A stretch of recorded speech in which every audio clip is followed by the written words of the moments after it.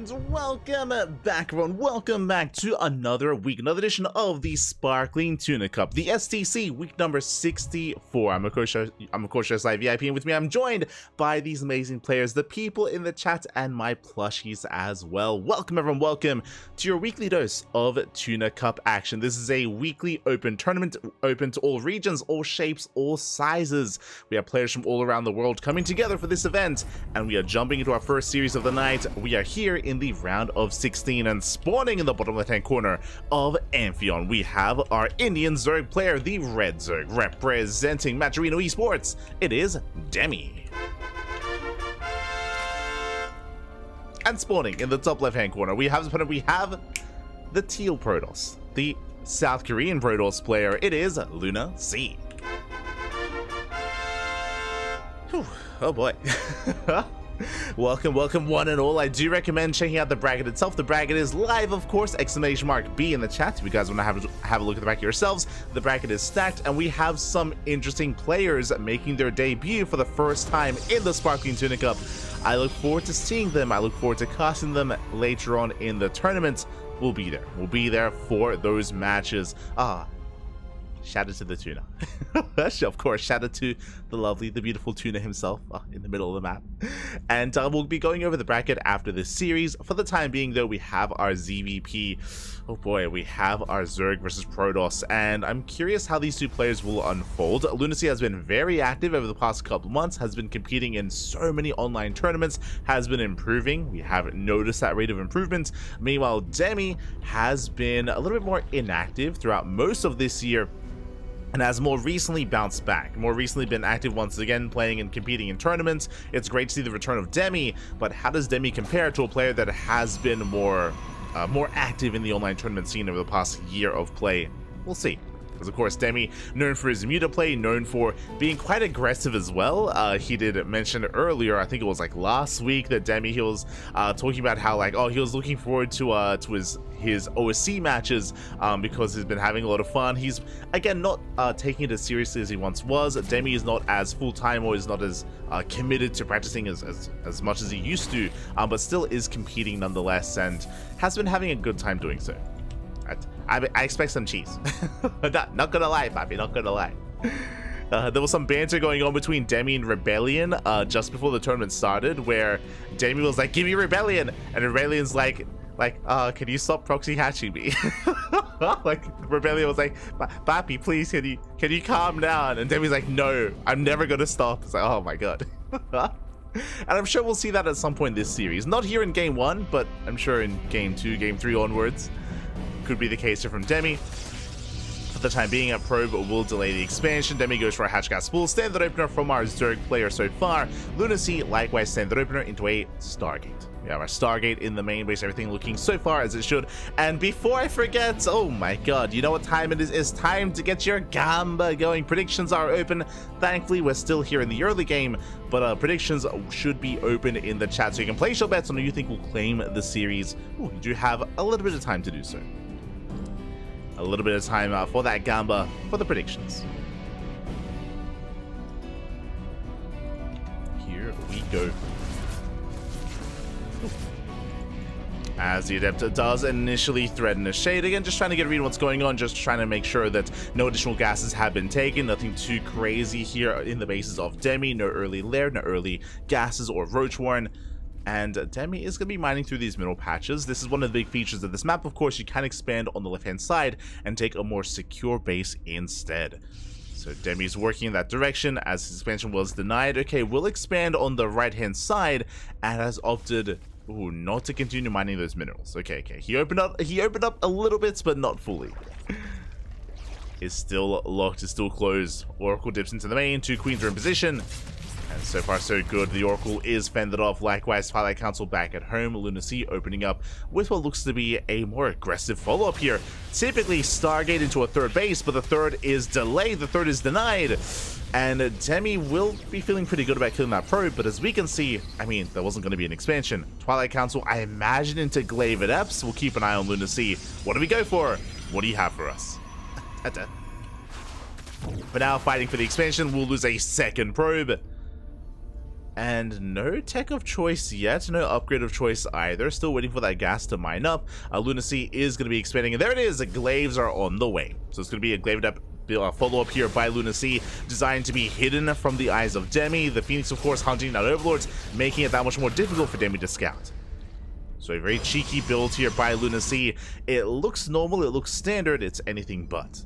And Demi, does he cut corners? Thankfully, safety Roach Warren has been thrown down. Demi will have access to Roaches. If not, if he thought it was a standard game, and if he thought it was headed towards a longer game stage, Demi might be tempted to skip the Roach Warren and go straight into Hydras instead, or into Mutas. Demi's playing it safe, shuts down the pylon, and denies one pylon, getting on top of the probes as well. One probe going down, but the Adepts, they should be able to fend off these Lings. I say that Lings are getting quite a lot done at the same time. Oracles are getting to the main. No Spore. And no Spore in position. 8 drones go down. Very nice counter damage here from Lunacy. Meanwhile, across the map, Lings did kill an Adept, but just one. Just the one Adept did go down. The expansion is safe. It's finally going to get up and running, and more Adepts are on the way. More Adepts are warping in. Soon going to be sent across the map. Now, on the one hand, Demi does have the Roach Warren, true, and Demi throws down a Spire because it's Demi. I mean, he loves the Spire, he loves the Muta play, he is the Muta king of the sea, if you will, but I don't see any Roaches. Demi is droning, Demi has minimal units, Adepts are moving out across the map, and Demi has almost nothing to defend. Demi has 0 Lings, 0 Roaches, Demi has 6 Queens, and 16 Lings are in production. Demi is being caught with his pants down. Yeah, Demi's not ready for this again. He was expecting a longer game state. He skipped out on Roaches, skipped out on Army. Queens are going to go down. Oh, that's going to be 3 Queens falling. GG gets called, and Lunacy will take game number 1. Ooh. I feel like I just watched a live VIP ladder game. Where it's like, everything looks normal, everything looks fine. You throw down the safety Bailey nest, you see that he's expanding. It's like, oh, okay, I should be safe to drone. Nah, papi, no. You're never safe to drone, never safe. Again, it was difficult for Demi to get a read on what was going on because his Overlords were being hunted down by the Phoenix. But unfortunately, Demi didn't have any spotter units in the center of the map, and Demi did not make any safety Roaches either. I should also emphasize as well that Demi, he wasn't just, you know, being greedy in a way, but also being greedy tech-wise as well, by throwing down that Spire and by trying to work towards Mutas in the midst of that aggression, of course. So Demi was punished quite hard, and GG, Lunacy takes the game. GG, well played. There goes the pants. Exactly, the pants, they were nowhere to be found. They were down. And again, there was 0 units to defend, there were 0 Lings, 0 Roaches, there were 6 Queens, but again, Queens against all those Adepts, they have a hard time keeping up, and they're not ideal to fight off against Adepts in head-on fights and head-on engagements. And with that, game 1 is in the books, but now we're jumping into game numero 2. And here we go, spawning in the top right-hand corner of Alkion, and we have our Indian Zerg player down in the series. I'm hoping we can bounce back. Representing Matcherino Esports, it is Demi. And spawning in the bottom left-hand corner, we have the South Korean Protoss player, the Teal Protoss, representing himself, currently teamless, but up in the series, it is Lunacy. And again, what I will say is that if Lunacy wasn't going for an insanely fast Twilight Council after the Stargate, if he wasn't going for a cheeky build like that, then Demi would have been in a beautiful position. He had a 3rd base, he had a 4th on the way, he was droning up, he was getting to a Spire. Like, Demi was soon to kind of reach his final form in that mid-game with his Muta play, and he would have popped off. He was already doing amazingly, he was delaying the expansion for so long, he was killing some probes, killing some Adepts. Like, it wasn't a bad start for Demi, just didn't know what was coming, and was a little bit too greedy there. We'll see if Demi can temper himself a little bit and maybe play a little bit safer, or just be a little bit more adept at scouting and figuring out what exactly Lunacy is up to. See how Demi does adjust. For now, no proxy. No proxy hatchery from Demi. Demi going hatch gas full so far. Standard opener from our Zerg player. And we'll see where this takes us. I guess my eyes have to be on Lunacy mostly. I mean, he was the one that did go into that fast fire council into Glaives before the 3rd base. Could do it again. Could do something different. Lunacy is known for his aggression. There's a reason why he picked his name, of course. He's crazy. Lunacy, all things. For the time being, standard opener, just gate expand into Cybercore. Probe is harassing across the map, being as annoying as possible. Just trying to force some inefficient mining before moving on out. Queens are on the way, Lings are on the way. Lunacy, I'm sure, would want to try and delay the third base for as long as he can with a pylon block. Outside of that, should be fended off, and Demi should be able to expand. It's on Lunacy to make sure that that's happening. Back at home, Stargate. Stargate has been thrown down, and this should be for another Oracle-based opener. It could be for Void Rays. That would be an interesting turn here, an interesting twist for Lunacy. Probe is going to be chased down. Back at home, Demi is expanding. And as the Adept moves out, Demi does pull back with those links. Doesn't want to lose them to the Adept.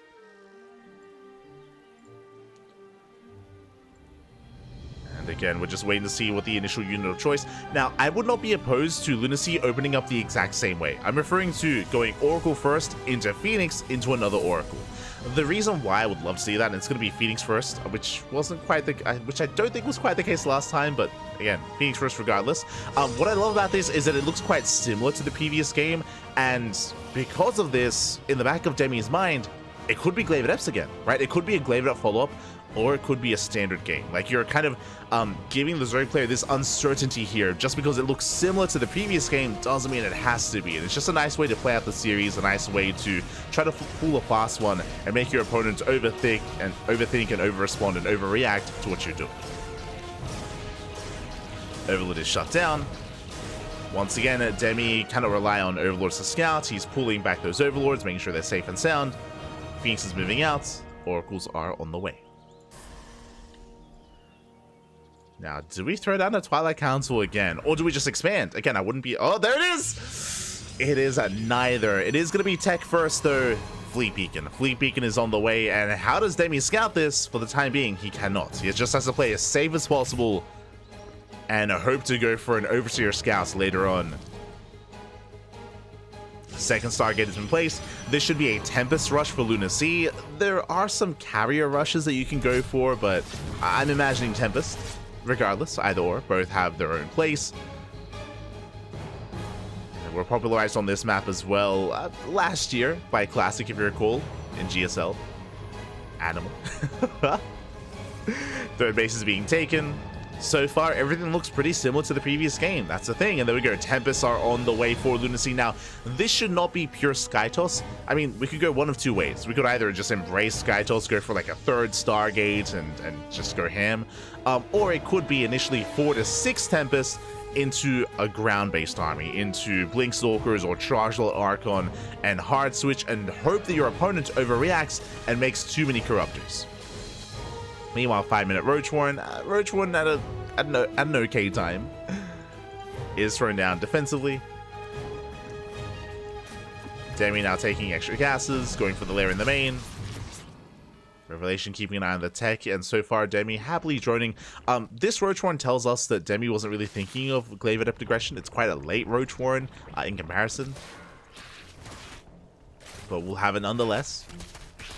As we know, Roaches won't really be too effective against a Tempest. Demi has yet to confirm what's going on. With the completion of the lair, he can try to move out across the map with an Overseer. And Tempests are still amassing. Oof, that's already 3, soon to be 5 Tempests for Lunacy. And the Tempests are moving out, and the Lings will confirm. Yeah, Lings will spot this. Now Demi knows. This is an early scout for Demi, so he can respond with Spore Crawlers, with additional Queens, and with a Spire. Spire or Hydrogen, they both have their place. It is going to be the Spire for Demi. And Spores are on the way. Now again, Demi did have a couple of extra crucial seconds to respond. And the Queens should be amassing. Tempest coming in. Spire is spotted. So if I go to kiting. And there's that transition. Forge, Twilight Council should be +1 and either blink or charge. Extra gateways on the way. Lunacy has stopped Tempest production. It is going to be, how many? It's going to be 5 Tempests. 5 Tempests in total. Takes out the Spore, gets a Queen. Gets 1 Queen already. Ooh, almost gets a second. Ling's moving out for a counterattack. Back at home, what do we have to defend? We have an overcharge. And a backup shield battery on the way. Another queen goes down. Lings have arrived, but again, there's plenty on the ground. They do rotate over towards the natural. Adept is under fire. More queens falling.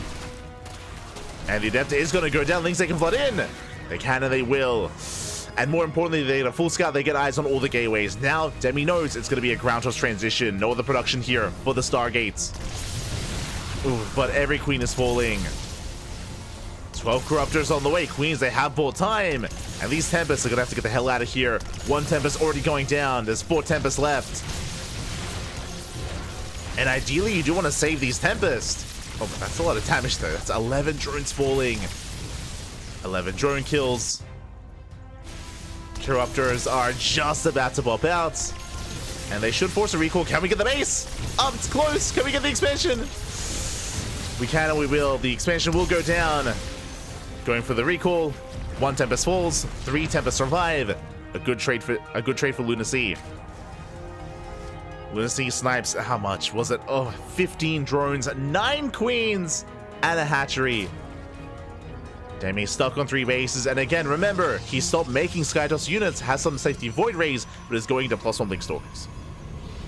Blink Stalkers are amassing, +2 is now on the way. Again, is a hard switch to ground toss instead. Gold base in production as well. And Demi has to make use of these Corruptors. They're going for the Nexus. Not bad. Late reaction by Lunacy. Nothing in position. Blink is not done.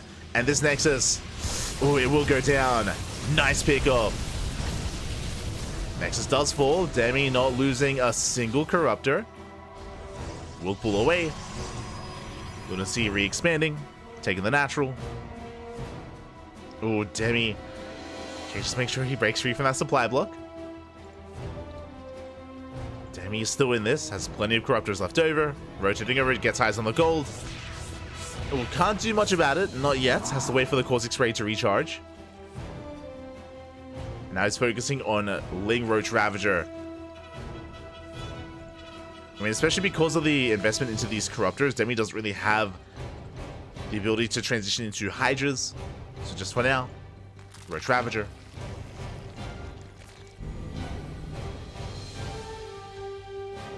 Likewise, Lunacy still building up, still trying to replace that expansion. At this point, maybe worth double expanding.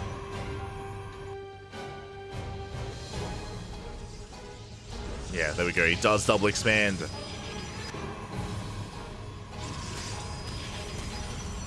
Lunacy trying to build up. Likewise, Demi has recovered, retaking his 4th, now taking a 5th base. Probe will confirm. Random scouting probe. Let's go. Does get eyes on the expansion. And I'm not so fond of Lunacy moving out. I'm fond of him denying creep. Like, fighting for creep, fighting for map control, clearing up everything here in the center of the map. But Demi is maxed. He's maxed out with Ling Roach Ravager. Has some Banelings in the mix as well. Bailing speed on the way. Lunacy, no detection. The Robo is still in production. Fighting on creep is going to be brutal. And Corruptors dive in. They catch a Tempest. 1 Tempest goes down. Void Ray as well. Yeah, Lunacy has to get the hell out of here. Not like this. Couldn't be caught on creep. Not with this kind of army. And Lunacy loses almost everything in the sky. At the same time, Zelarumbai, ooh, we'll get into the mineral, but the Banelings! Oh my god! The Banelings will shut this down. Zelda cleaned up. Demi's expansion was denied. That was a cancel, not a kill on the hatchery. But now Lunacy is stuck with a subpar army. What I'm referring to is a lack of splash damage. Whether it's Storm, whether it's Colossus, whether it's Disruptor. He has none of it. Only Stalker. Only Blink Stalker. Demi has done well recovering here, despite losing so much. Again, he lost 15 drones, and a base, and 9 queens. Demi's bounced back, diving in the army, zoning back the Stalkers at the same time. Ooh, wreaking havoc in the mineral line. Doesn't quite get many workers though. Does soften them up. Wall of Spines has been thrown down. Corruptors, they go for the expansion once again. A bold move by Demi. Can he get it? Oh, it's going to be close. And he barely will. The expansion up. Does he get it? No! Oh my god. Barely doesn't. 17 HP. One more second. One more second would have been enough for the last. Demi loses every single corruptor. That was a brutal loss, actually. And that suddenly means that going back into Skytoss is viable. I say that 7 more corruptors are on the way, but Lunacy can go back into that if he so chooses. Demi trying to anticipate that. For the time being, still Mass Blink Stalker. Zealot Warping getting ready. I have Zealots towards the south. Zealots into the main. Lunacy trying to hold his own while preserving those warp pins. And speaking of, Prism gets into the main. And we're waiting for that big warp in. Oh, likewise, Zealots actually raced back home. They weren't. I mean, there's a wall of Spine Crawlers, so there's not much they could have done. We get 4 Zealots in the main. The Prism does have a warp in available. Oh, maybe not too many gateways, though. There we go. Oh no! The warp in is denied! Warpin is denied, but Zealots hit the left-hand side, and Lunacy is going right down mid. It's going right through the center. Ultras are not yet ready. That is a wall of Spine Crawlers, though. Hatchery goes down. Spine Crawlers are going to be targeted. The worst trades here from Lunacy. Zealot's still in the main. Lunacy pulling back. The one Zealot still wreaking havoc. Going, oh, it has clicked on the hive, not on the drones. So not too much damage. Is going to be cleaned up. Now, Demi does hold, but this location, this base is now vulnerable. It's now vulnerable. The wall of Spine Crawlers is no longer there. It's going to try to be replaced. 4 more spines on the way, but the Zealots are ready. That's a lot of Zealots. Meanwhile, when it comes to splash damage, Storm has been researched. Storm is available, but no High... There we go. High Templar now coming in from the back line. 4 High Templar, each with 1 Storm. Zealots, they hit the 4th. Main army rotates towards the left-hand side. Do we have those Storms? Yeah, 2 Storms here. They blanket the Roach Ravager. Oh, the Storms, though! The High Templar! High Templar exposed! Every High Templar goes down. No more Storms. Fungal will connect. Reinforcements coming from the right-hand side as well. Stalker's getting caught out. Expensive losses here for Lunacy. At the same time, Baleen counterattack does get 15 probes. And Demi holds. Demi does defend against Lunacy as High Templar were exposed. Back up, High Templar warping in. Lunacy plummeting in supply. Did get a base earlier, but alas, Demi is holding. More Zealots trickling in. Spine Crawlers are ready this time. Oof. Baleen run by hits the gold. And Lunacy down to 61 probes. He's got a mothership on the way, getting to Immortal production as well. I mean, he's forced to. Immortals, they do quite well against Roaches, Ravagers, and Ultras, more importantly. Oh, God. As 13 more probes go down. Lunacy still trying to recover. Throwing down spotter pylons. Again, makes sense, but the damage has already been done. Demi was able to catch at Lunacy off guard. Meanwhile, Demi building up his own ultra-based army. The upgrades aren't as ideal, but he has Kindness Plating and Ultra Speed. Just now starting up 3-3. Going to shout out to Kid chilling in the chat. God, baby God. Thank you so much. Hope you had a good time. Hope you had a great stream. Hope you had a great ladder session. And welcome, everyone. Welcome to the Sparkling Tuna Cup. This is still our first series of the night. Exclamation mark B in the chat if you guys want to have a look at the bracket yourselves. Bracket is stacked. The bracket is live. Welcome. Bienvenidos. As Demi once again going for those Baleen run-bys. This time going to run into the Zealots, but he doesn't care. Does push past. And Demi going for the middle line. Lunacy will pull away. Yeah, the Baleens, they won't get much done. And trading with Zealots, trading with shield batteries. The burrow! They try to burrow in the mineral line. One Bailing has potential. At the same time, Lunacy moving out. Oh, this time with plenty of storms. 6 High Templar, 6 storms.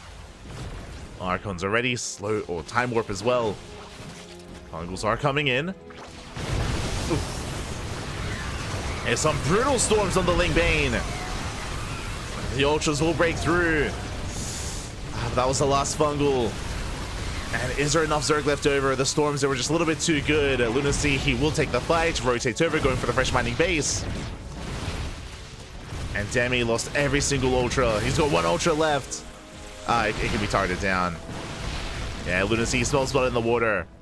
GG gets called. Demi just doesn't have enough. At the same time on the 4th base, the mineral line did fall, and Lunacy will take the series 2-0, advancing onto the quarterfinals.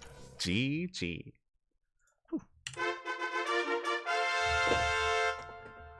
GG, well played. Congratulations here to Lunacy. I was hoping for a back and forth. I was hoping for an ace match, and it wasn't a bad start for Demi. I mean, it was actually a rough start for Demi when it came to the Tempest and how much damage they dealt, but Demi was able to recover. He was able to bounce back, able to recover, able to shut down the initial gateway composition, the initial gateway follow-up.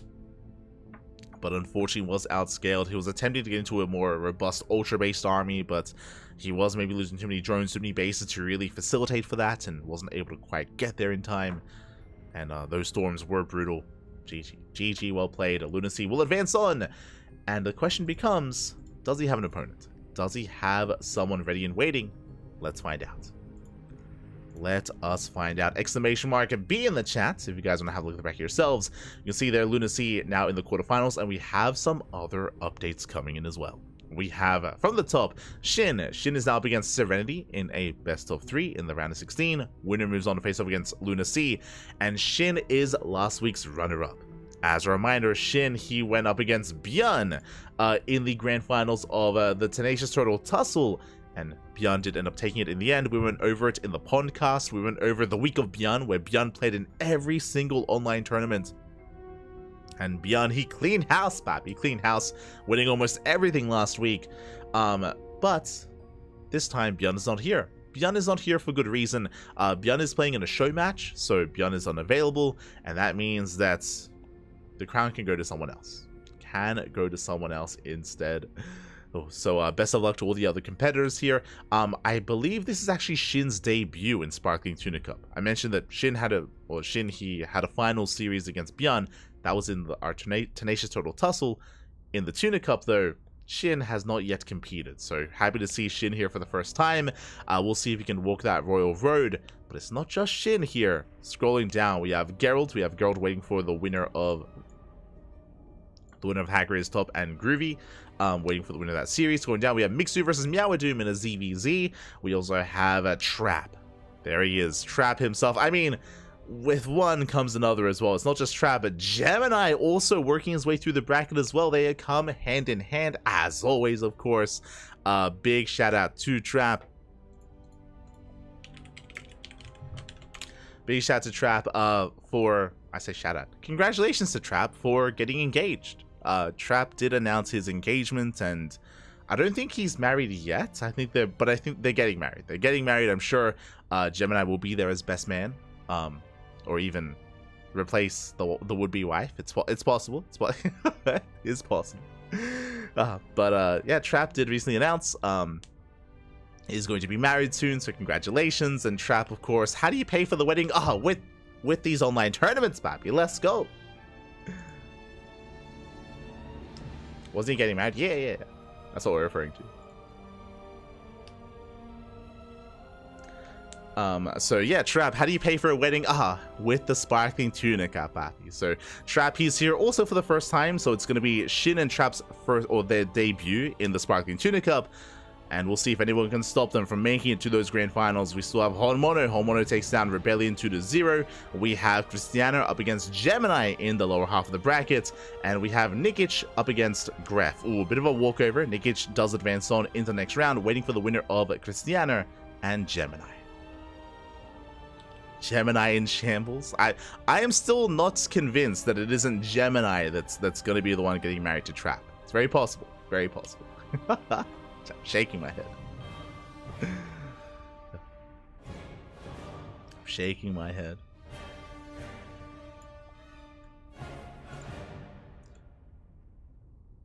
But yeah, with that we have our brackets, getting underway.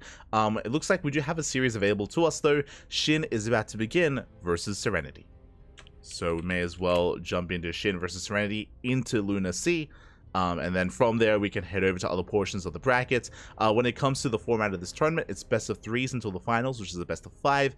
And on top of that, the semis will both be casted. So regardless of whether we reach the upper or the lower semis first, both of them will be covered here on the channel. So we got you covered. We got you covered.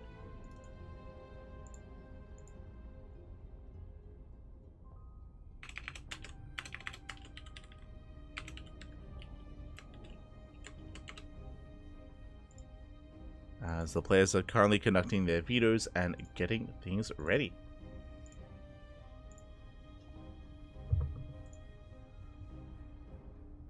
But yeah, we have a lot of really good matches that are getting underway as well. Like the potential Gemini / Cristiano versus Nikic is going to be a lot of fun.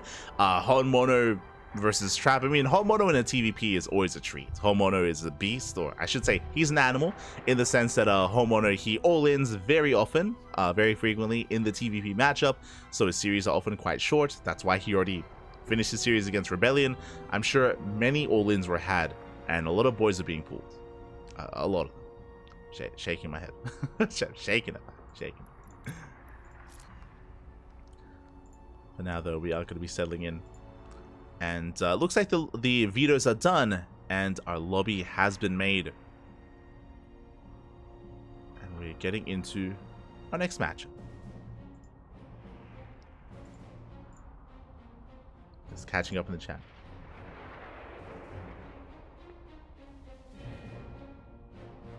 Trap played in the other tournament here before, right? OC or so? Trap, we've casted Trap plenty of times, but when it comes to tournaments that we host, this is Trap's debut.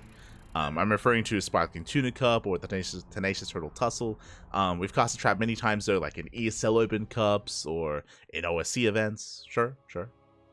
Not quite this one though.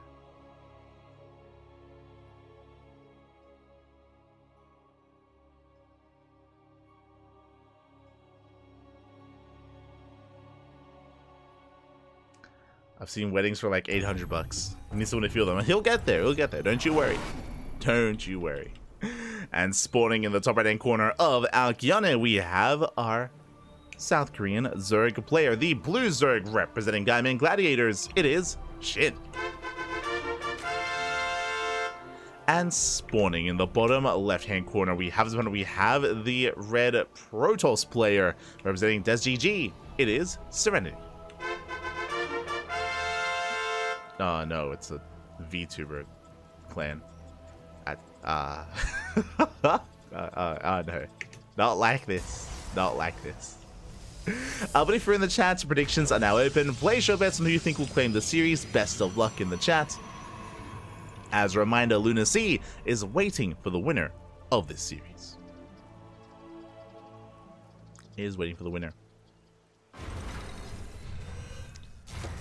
Serenity is going to be moving out, going for his probe scouts, initial gate expand, and Shin likewise going hatch gas ball. We've seen Shin many a time rush into the goal base on this map, but alas, not going to be the case, not this time. Not in game 1 against Serenity.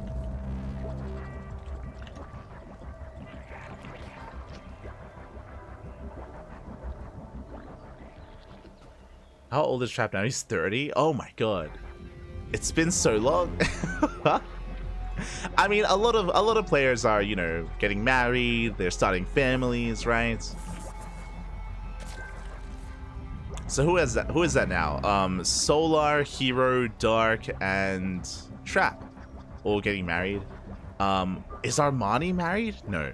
I don't think Armani's married yet. But he's maybe eventually, maybe. Everyone's having kids. Next generation of gamers. Crazy.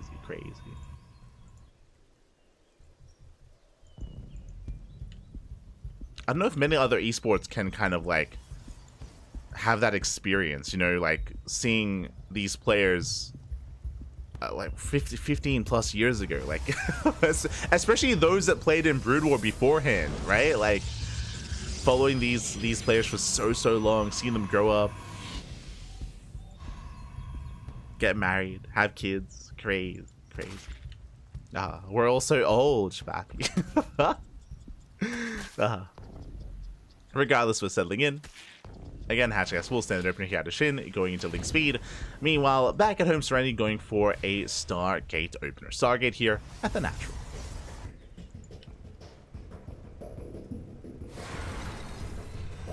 What about Impact? Impact is a different story, true.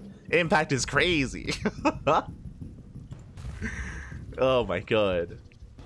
For those who don't know, Impact nowadays is a bodybuilder. Has even won events. Like, he's quite active on his Instagram and has shared like himself on stage, and I think it was a couple of months ago that I did see that he had like won an event as well, which is crazy. He's looking good. Looking very good. Este Impact. He was hiding his power level the entire time. Shin is committing quite hard. Link Speed is on the way, and we have invested into quite an amount of Lings. Shin is going to be moving out. Back at home, would you have a Robo follow-up? Very interesting. So Serenity going for the Robo, going for a very delayed third base, and we'll see what direction Serenity does lead us in. Is this for fast Colossus, fast Disruptors? What is going to be done here with that Robo Tech, as there is still no third, still no expansion. Oracle dips into the natural. Spore's not quite done, but there are queens in position. So far getting one drone kill. Serenity does pull away. Shin still confirming there is no expansion. A little bit surprised, but we should be seeing, I imagine, a safety Roach Warren momentarily for Shin. And behind this, it is for a fast Robotics Bay. Okay, Serenity going into 2 base. I imagine Colossus, but again, could be Disruptor. I mean, if it was Disruptors, I would imagine we'd be working towards a drop, but even, like, it's, yeah. Okay. Should be Colossus into a 2 base all in? We'll see. I'm ready. I'm strapped in. Take us on a trip. Gateways are on the way. Overlord comes in for a full scout, gets eyes on the robot, gets eyes on the base. Shin sees everything. Oh my god. Shin is fully aware of what's going on. The Oracle is shut down. And Shin responds with that Roach Warren. Roach Warren is halfway done. We'll have access to Roach Ravager for the all-in to come. And it's going to be 6 gates in total. Sorry, 5 even. 5 gateways on 2 bases. The bay is completed. Serenity attempts to expand, but the Lings are in position and will deny the expansion. Depths probes are going down as well. Serenity is stuck on 2 bases and has not yet begun Colossus or anything. Where are we going, Pat? Where are we headed? We put in a lot of effort to rush into the bay, and we're not making use of it yet. Expansion is being taken, but the expansion is going to be denied. Ooh, that is a cancel. It's a cancel on the Nexus. Shin pulling away. Expansion being retaken. And still no unit. Oh, the look on my face right now. I'm very confused. Very confused.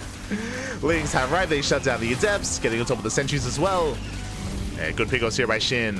Very efficient trades, going for the expansion. Behind this, Shin having the freedom to go into Aspire as well. Catching even more Sentries. No. Sentries are going down to Depths as well. Oracle's out of energy. The Oracle can't help. Not in this position. And even though Shin did make the safety Roach Warren, he doesn't have to make them. We have Roach Speed on the way, but no Roaches. Just preserving that gas for the Mutas. As the expansion is going to be denied for a 3rd time. It's been a rough start here for Serenity. Now Colossus production has begun. We have Extended Double Lance on the way. But at this point, it's too little too late. Serenity decides to delay the 3rd base, and now it's being denied forever this game. Cannot expand, cannot take a 3rd. And the Colossus will pop out, but Link's floating in. No! Oh, okay. They don't quite make it through. Serenity does hold. Shin pulls away. Colossus has arrived. With the power of the Colossus, we can defend, we can actually preserve this third and get it up and running. But behind this, Shin has been double expanding. Gets his own third, fourth, now fifth base. Mutas are on the way, the Spires up. No, the sentries! No! The sentries get surrounded. No shield battery, no support. The sentries do go down. And the Mutas are coming. And there's no answer. There's no answer to the Mutas. There's no cannons, no shield batteries, no scouting, of course, so Serenity's not aware. Has some Stalkers, but they have vanilla Stalkers. No blink, no +1, no upgrades. Serenity's gonna have a hard time keeping up. And a hard time maintaining his bases, let alone his third. And here come the Mutas. Mutas are making their way into the main. Again, they have not been scattered. We are, unfortunately, woefully underprepared for these Mutas. They are revealed. The boys are being pulled away. Probes are going down. Oof, and this is going to be, I mean, already we've been stumbling into the mid-game. It's becoming critical damage. 14 probes going down. Gateways being depowered. And Serenity's all in. Serenity, at this point, is completely all in. It's all or nothing for the Protoss.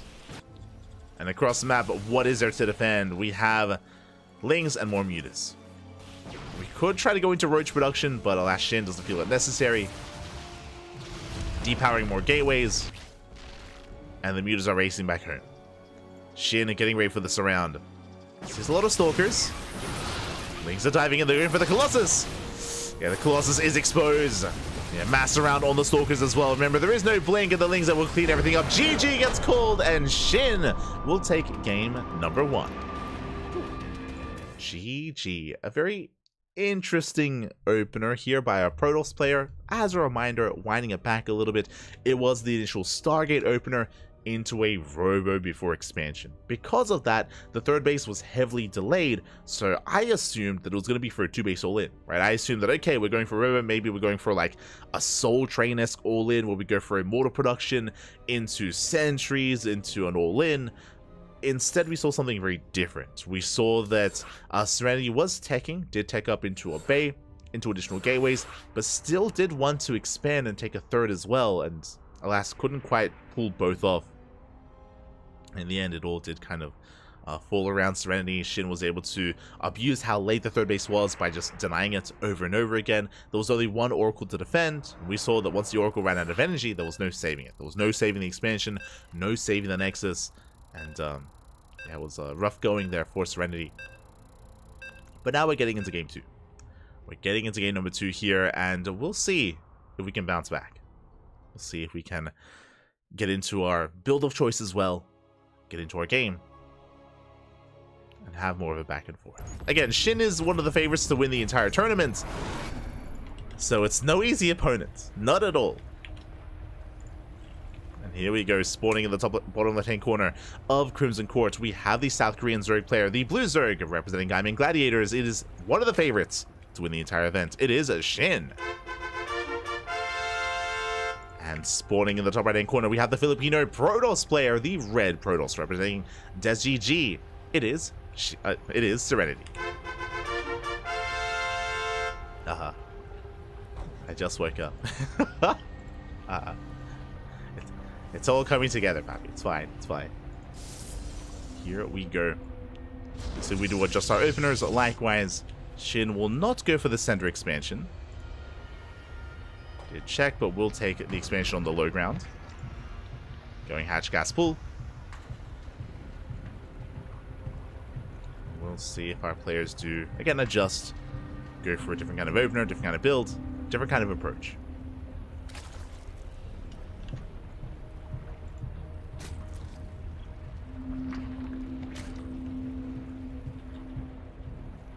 There we go. It is going to be the gas pool follow-up here by Shin. Likewise across the map. Essentially going for a gate expand as well.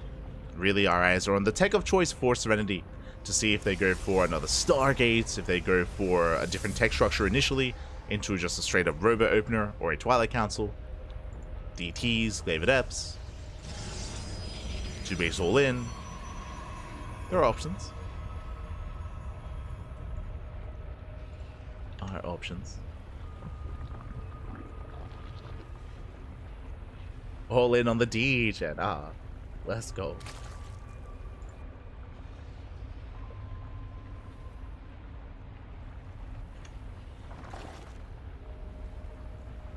Trap still looks like he's 24. That's what I was gonna say. When you mentioned his age, is that Trap doesn't look. He looks good for his age. Looks very good. Ah.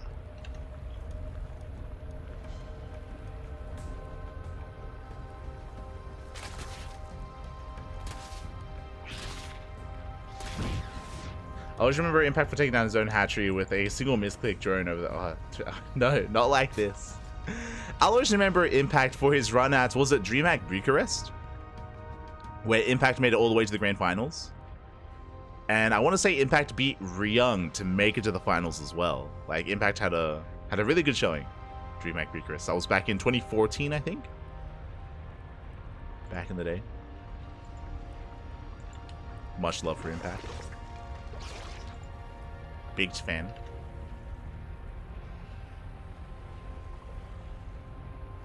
Is this TY playing toss? No, it's Serenity. Serenity, just a different player, different player. Estefiant in the chat. Good morning. Good morning. Did you just wake up? Estefiant. What? God damn. What time is it? What time is it in Sweden? Do I want to know? Sweden time. It's midday. God damn it. Ah. Shaking my head.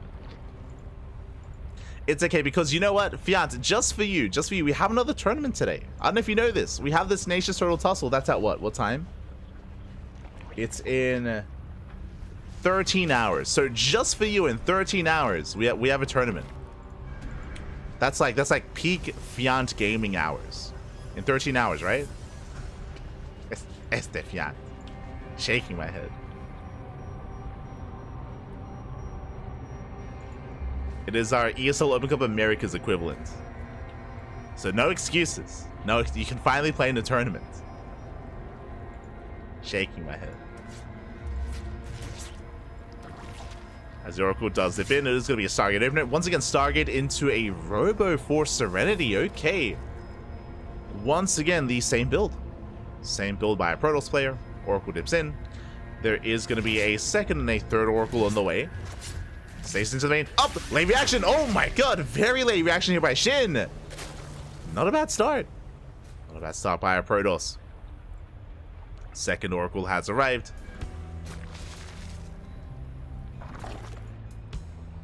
Pulling away for now. Center base has been taken. Shin going for, once again, a pretty safe time, or pretty standard timing here for the Roach Warren at around 5 minutes. Nothing too crazy. Still making extra lings. Overlord will scout. Overlord does confirm the Robo. Does also confirm the lack of expansion. Keeping an eye on the mineral wall, as well as the third base. The probe is going to be shut down. Serenity once again going into the robotics bay, into Colossus production. But what I'm concerned by is whether or not we can expand. But this time, the big difference is that Serenity did invest into extra oracles. And with that, has plenty of anti-ground and should be able to take this Nexus. Lings do respond. Nexus has been thrown down. And Serenity should be able to hold on. Adept Sentry's getting in position. Pylon on the way. Nice SimCity. This time a much cleaner game here from the Protoss. But Shin is not done. Behind this, going into Infestation Pit. Are we feeling Swarm Host? I mean, I say that. I got excited for a moment. I'm like, yo, could we go for something crazy? But Shin is aware of the Bay and the Robo. It should be Vipers, right? It should be Hive Tech into Vipers so that Shin is more than prepared for a Colossus-based army. That would make the most sense. Would make the most sense here, but we'll see.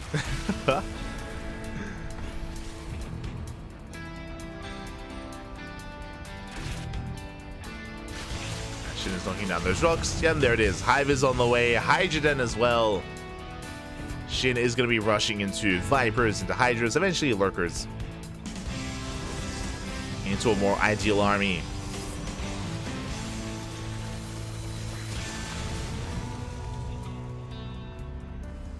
Meanwhile, Serenity is building up back at home.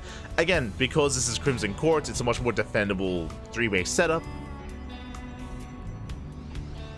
As we have a ramp, we have stasis traps, we have a choke point here on the right-hand side as well.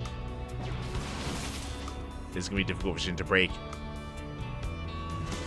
Meanwhile, the Oracles will get into the main, we'll get eyes on everything. The building hive, the lurker den as well. Serenity is aware of the tech to come. And Serenity responds with 2 more robos. I mean, Ground Toss can work against a more lurker-based composition, especially if we incorporate more Archons and Immortals. Can be a very tanky army that can break through siege lines of lurkers. Meanwhile, Shin knocking down all the rooks, making his way through. Stays into the main, or into the third.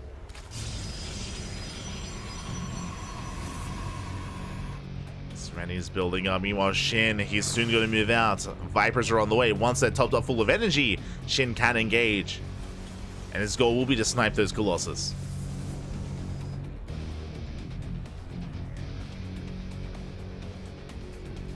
Circuit upgrade should soon be on the way. Now making more roaches. Taking another expansion. Shin has a decent economy. And there are those lurker upgrades.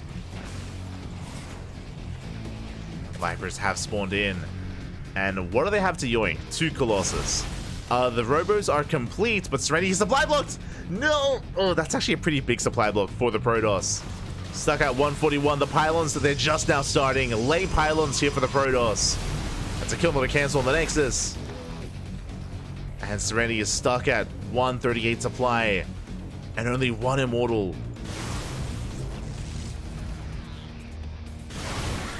There we go. Now we have 3 more Immortals on the way, but again, they were delayed quite heavily. Immortals now in production. But Shin's going for the dive. We're caught on creep. We get 1, we get 2 Colossus. The Immortal as well. Every high-tech unit, essentially. And there's just a Gateway Army remaining. Vipers still have energy. They can go for Blinding Clouds. More abductions. They get another Oracle.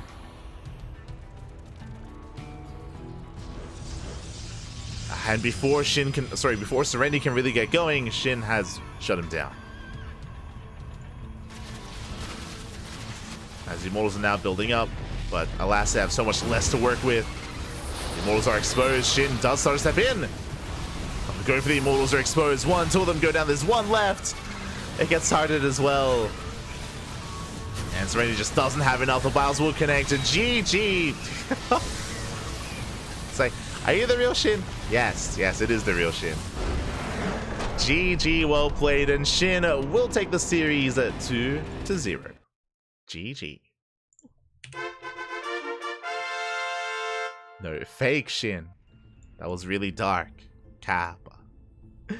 GG, well played. Shin will take the series, will advance on into the next round. My condolences to Serenity. I will say, though, that I do appreciate that Serenity was able to adapt and adjust their builds and make up for their otherwise exposed third in Game 1. And Game 2 was a better showing. Game 2 was a much kind of cleaner execution of the build that they were attempting. Still had some issues, of course. Especially when it came to the supply block, when it came to the transition as well. But regardless, was able to have a bit of a better showing compared to the first game, which I do appreciate. GG, well played. Shin will take the series, and we'll be following Shin into the next round. We're hopping over to the Korean server, because up next we have Shin versus Luna Sea. Let's go. In another ZVP.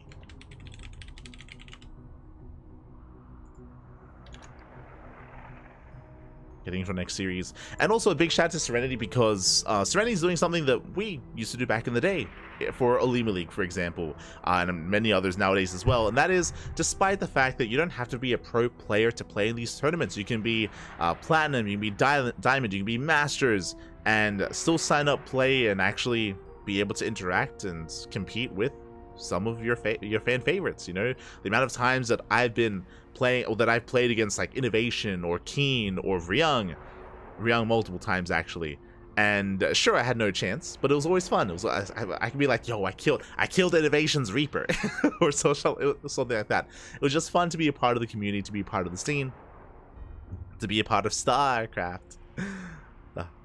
As again, there are no restrictions when it comes to signing up for these tournaments, and you can, you know, compete against some of your favorite players. Always do champion that idea. And now we're getting into our next series. Here we go. Up next, we have our quarterfinals match. Vetoes are done, and the lobby has been made.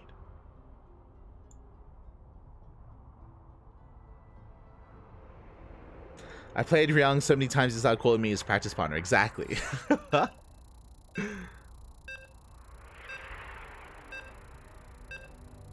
I played Hydra once. No fun at all. Totally out-microed me. Nah. All in good fun. Smooch.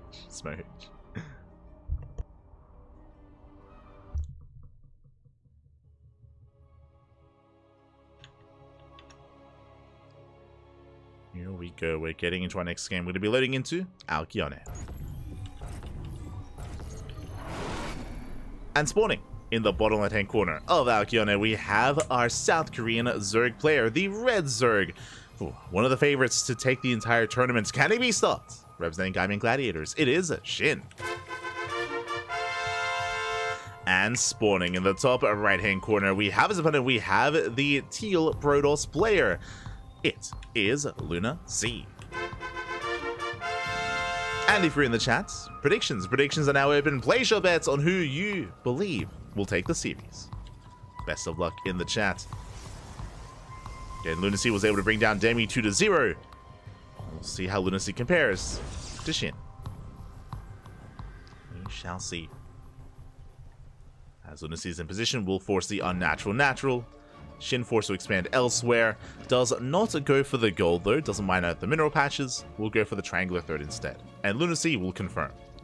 Very important as well. Shin is no stranger to going for the gold on this map in this matchup. And Lunacy does make sure.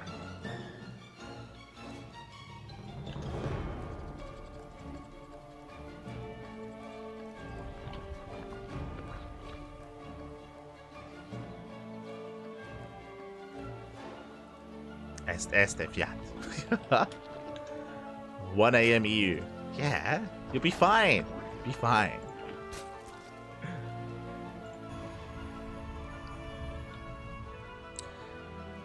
As Lunacy should be going for more standard openers at least. I mean, we already casted Lunacy earlier against Demi, and we saw Lunacy be quite tricky in the mid-game. It was game 1 where Lunacy went for a Stargate opener into a delayed third, into Twilight Council, into Glaive Adepts. Slightly delayed third base, might I add. Likewise, the game after that, we saw Stargate opener into a Fleet Beacon, into a Tempest Rush, into Ground Toss as well. So Lunacy clearly is one to really thrive in the mid-game and try to catch his opponent off guard. At least that's what we're used to seeing. We'll see how he approaches Shin. We'll see if he can catch Shin with his pants down. We shall see.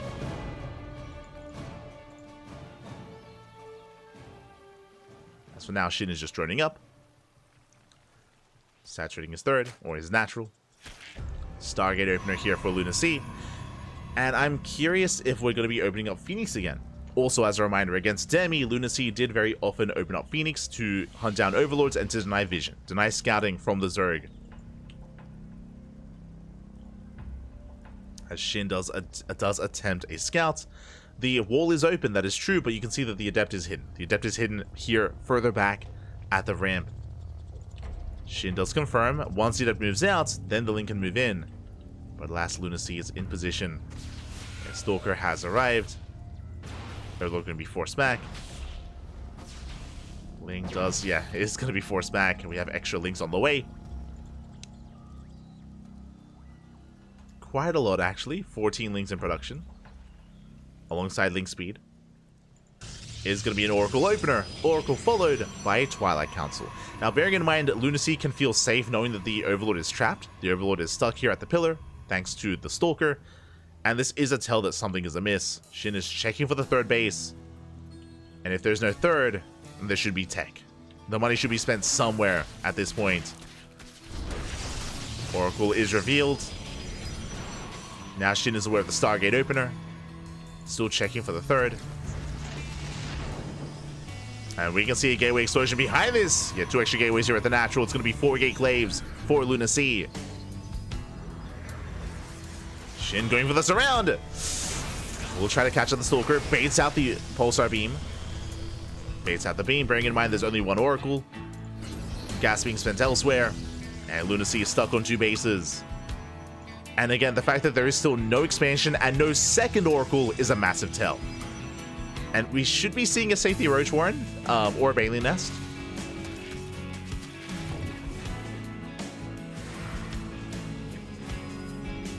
We'll see for the time being, just Lings. And there it is, a Roach Warren is on the way at around the 4-minute 30 mark. Safe timing for the Roach Warren. So Shin will have the tools to defend. He will have access to Roaches as he does move out across the map. So safe follow-up by Shin. He hasn't seen what's going on, but he knows that something's wrong.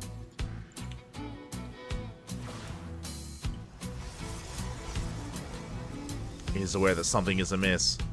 Lings, they keep poking in. Ooh, and they may have seen a handful of extra depths there. More depths on the way. Lings are amassing. Shin cutting workers at 50. So 50 drones for Shin. Roach Warren is now done. And Shin is on 3 gases. 2 gases in the main, 1 gas here at the natural. Roach production is also starting up for Shin. Here come the Adepts, and in a couple of seconds, Shin will have those Roaches. At the same time, getting ready to fully wall off. Walls off the natural. Adepts are going to be denied entry. Adepts, they hit the third. They shade in. They break through the Evo Chamber.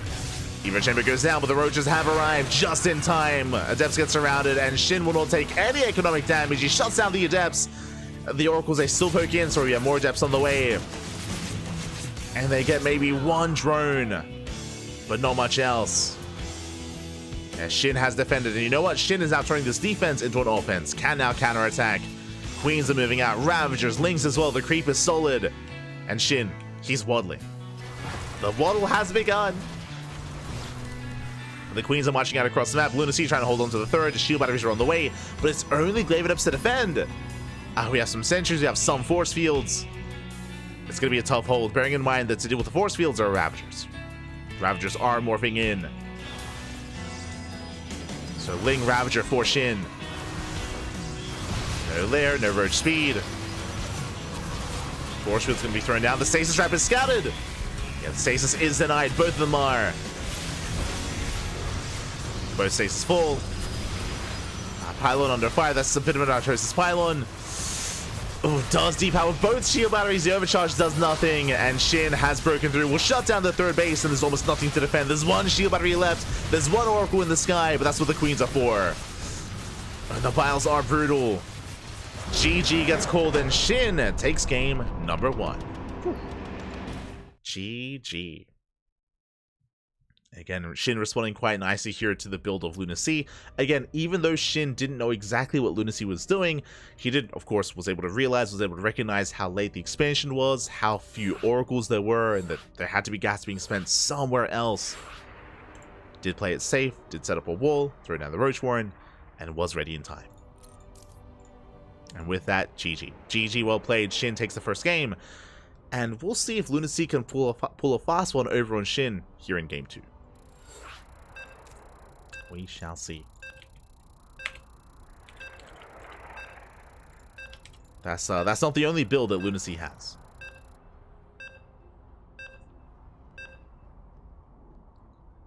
It is not the only build. And now we're going to be loading into Oceanborn.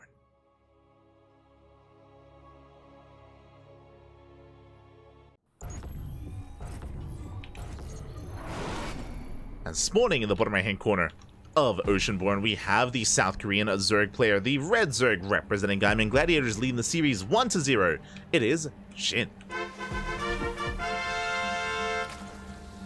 And spawning in the top left hand corner, we have his opponent, we have the South Korean Protoss player, the Teal Protoss. Down in the series, we're going to bounce back here and now to force the ace match. It is Luna Sea. Here we go. Now, I don't expect the same build again. I don't expect the same build 2 games in a row, but we could see a variation. We could see even a Stargate opener into just a straight up 2 base all-in and 6 gate Glaive Adepts. That I wouldn't be too fond of either, to be fair. We could see a more standard opener into a 3 base all-in. I'm referring to like an 8 gate plus 1, or sorry, an 8 gate Blink Stalker all-in off of 3 bases. Could see a fast Fleet Beacon. There are options if Lunacy did want to try to go for something crazy. Definitely options available, but clearly, unfortunately, after game 1, I'm sure Shin is on notice, right? I'm sure Shin, he's on notice as to how aggressive Lunacy is playing, and it's going to be that much more careful moving forward.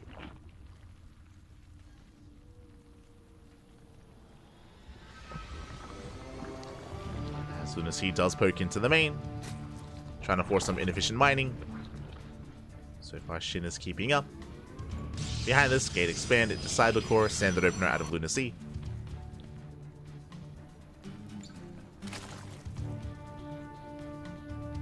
And from here, we can calm down. We can calm things down and settle in.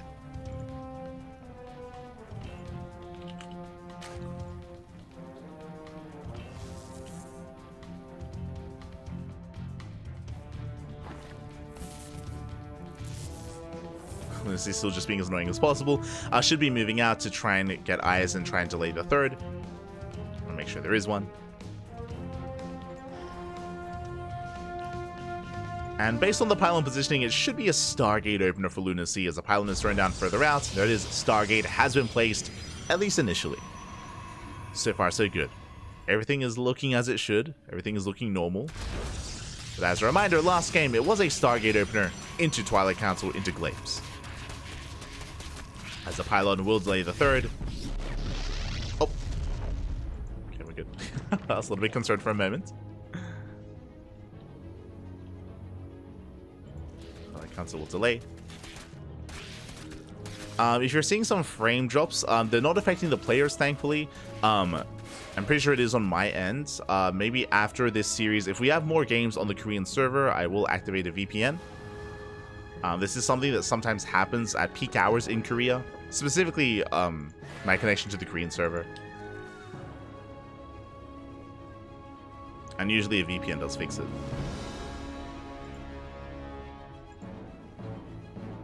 So I will get on that.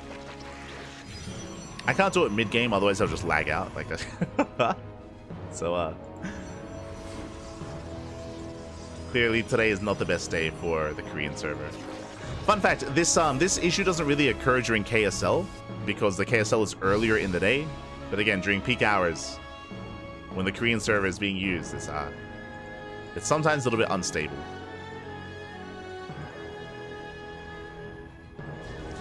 Meanwhile, there we have it. Stargate opener into a Phoenix follow-up into a second Stargate. Okay, this is what we're waiting for.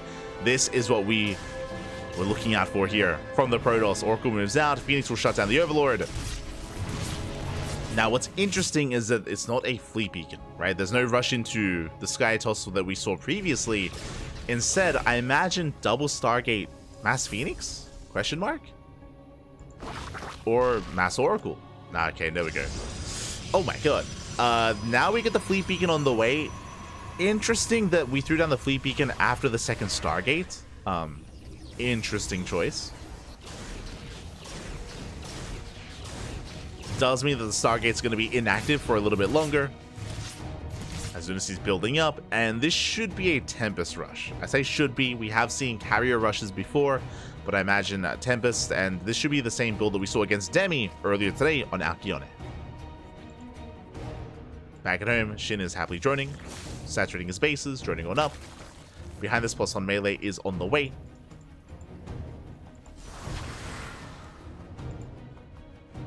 Ooh, and it is going to be a carrier rush instead. Very interesting. So this is not quite the same build that we saw against Demi earlier. It does make sense now that we would sync up those Stargates to make the carriers at the same time. And I'm curious how hard we commit to this, because already you can see a bit of a ground toss transition. Forge, Twilight Council into +1 and either blink or charge.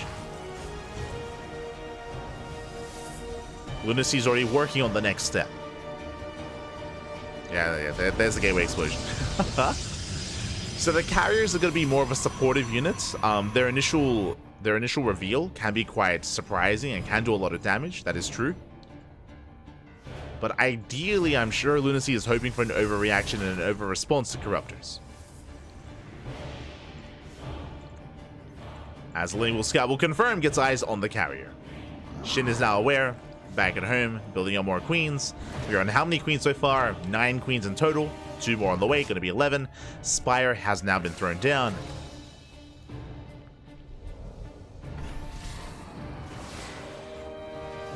And Lunacy is moving out. Queens are coming together. Queens are building up. Carriers do reveal themselves. And the queens, they should be able to hold their own with Transfuse. Up!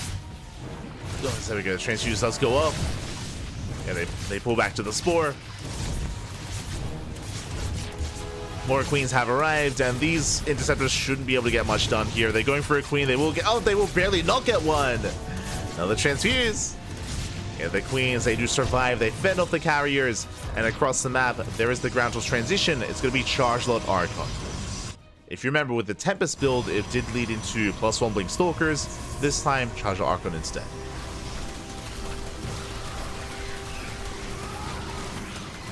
The initial carrier push didn't really get much done, and it is only going to be 2 carriers. I was expecting maybe 4. I was expecting maybe a second wave of carrier, but no, it's only 2 carriers.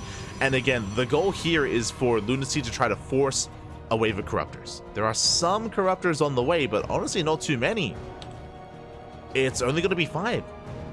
5 Corruptors. Baneling Nest has been thrown down. Roach Speed is on the way, +2 melee as well. Shin is not actually investing too heavily into these Corruptors, thankfully. Your forces are under attack. Shin does spot the Zealots. Zealots have been spotted. Roach production has begun.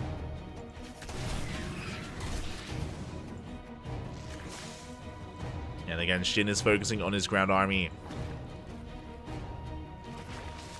Oracle is being called out. Scouts at least the Corruptor production. Here comes Lunacy. Now, what is the ground army looking like for Shin? He's got 5 Roaches. He's got 16 Marines. No Ravagers yet, which is a little bit concerning. It's still just a handful of Lynx and Roaches. Lunacy can try to break through this. The longer this goes on, the worse it's going to be for Lunacy. He's pushing up the ramp. They try to collapse in. Queens hold the line. That's a lot of queens. Some got transfused as well. The Corruptors are, sorry, the carriers are going to be cleaned up, but the ground army is breaking through. Not enough Roaches. Yeah, just barely not enough Roaches. Zealots are getting some of the production, but more Roaches are on the way. 16 Roaches in production. And again, the longer this goes on, the better it is for Shin. And Lunacy's running out of Zealots, running out of gateway units. More reinforcements have arrived. Roach Warren goes down. Big pickup. And now only Lynx to reinforce. Lunacy trying to catch out more of these Roaches. But again, he's running out of steam. Zealots are being cleaned up. Queens from the right-hand side as well. And we can't afford to lose these Archons. And one of the Archons goes down. And more Lynx coming in to reinforce as well. And Shin, I think he barely has held. Yeah, takes on the final Archon, forces this army back. Only a handful of Stalkers. They're vanilla Stalker. Oh, no, sorry, they have Blink. They do have Blink. They can get away. But Shin holds. It was a close hold. Like, we were so close. Lunacy was so close to getting into a mineral line and getting some critical economic damage, but he barely wasn't able to do it. Shin barely held on. And now can outscale. Shin has a 4th. Has a 5th base on the way. Greater Spire. Hive is done. Adrenal as well. His army will quickly outscale Lunacy. Lunacy was committed. Was pretty all in with that. Oh my... Oh, the Corruptors, they sniped the main! Oh my... Oh my god. I guess after the Corruptors killed the carriers, they just went across the map and got the main base. Brutal. Main base did fall. So Lunacy on a 2-base economy. Shin breaking out. Going for the Stalkers. Does catch the Archon. And the Archon barely out of range of the overcharge. Now only Blink Stalker. Shin will respect the overcharge. He backs off. Doesn't want to overextend. He pulls away. Behind this, taking up into Hydras, into Lurkers, Greater Spires in production as well. About to finish. Which means these Corruptors can now be morphed into Broodlords. Behind the main base as well. The Broodlords are now in production. Shin diving on the main army.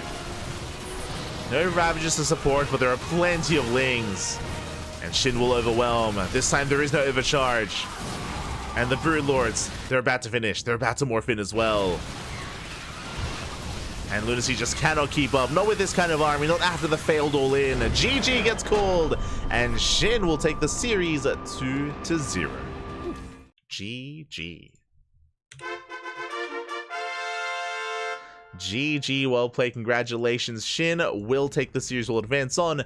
Shout out to Lunacy for whipping out some varying builds. We even saw different builds than what we saw against Demi, but alas, Shin was able to keep up, was able to shut him down, did not overreact. Remember, he only made, I think it was 8 Corruptors, did invest into his Roach army, thankfully. If he hadn't, we saw how close that fight was. We saw how close Lunacy was to breaking through the main army and getting into a mineral line, getting into the natural, getting into the third base. Again, Lunacy was so close to dealing that critical damage, but barely did fall short. GG. GG, well played. Shin will take the series, but a shout out to Lunacy here for competing and for taking part. And again, for even almost taking and almost breaking Shin in that second game. And with that, we're now going to be calming things down and getting ready for our next round. Oh. Getting ready for the next round. Let's see if we can find any of our next players and any of our next matches. If you're in the chat, !B, we can have a look at the brackets. We have plenty of updates. We have a lot going on. Let's try to catch up. Here we go. We have Shin. Shin is the first player to make it to the semifinals. He's waiting for the winner of Geralt and Mixu. And I'm just quickly hopping over to try to catch them if at all possible. Go.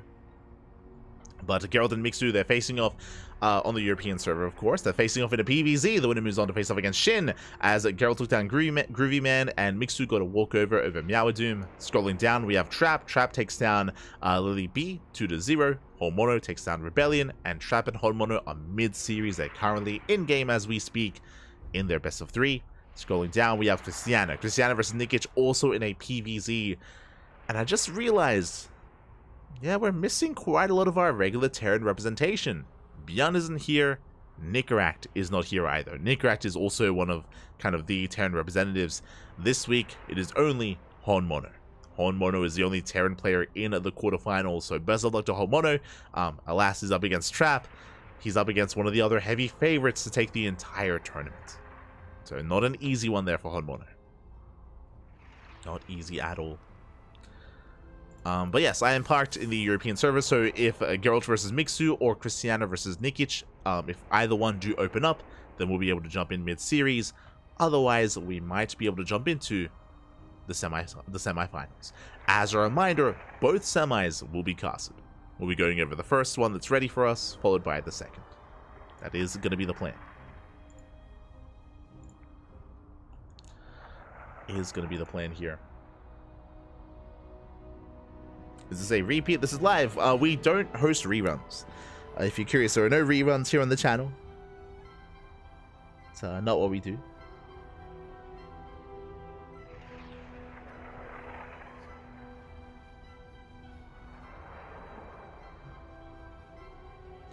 We love talking about the pants being down, but we never talk about the underwear. Oh no.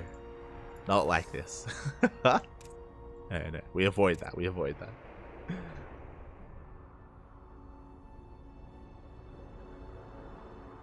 Shin is over 6k, of course, of course.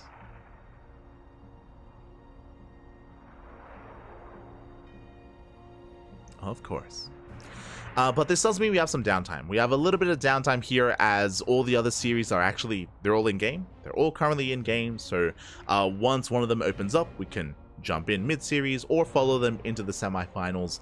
We do have either available to us. Otherwise, we're going to be going on a short break. Again, if you've been enjoying the broadcast so far, if you enjoy these kind of open tournaments, if you want to help support them, you can do so via the Patreon. !Patreon in the chat, and you will get a link to our Patreon page. Our Patreon is set up to fund this tournament and many others like it, Sparkling Tuna Cup, Sea Duckling Open, and Master Swan Open as well. They're all funded via the Patreon, and they can all be grown via the Patreon as well. So if you're interested, you can support us on Patreon.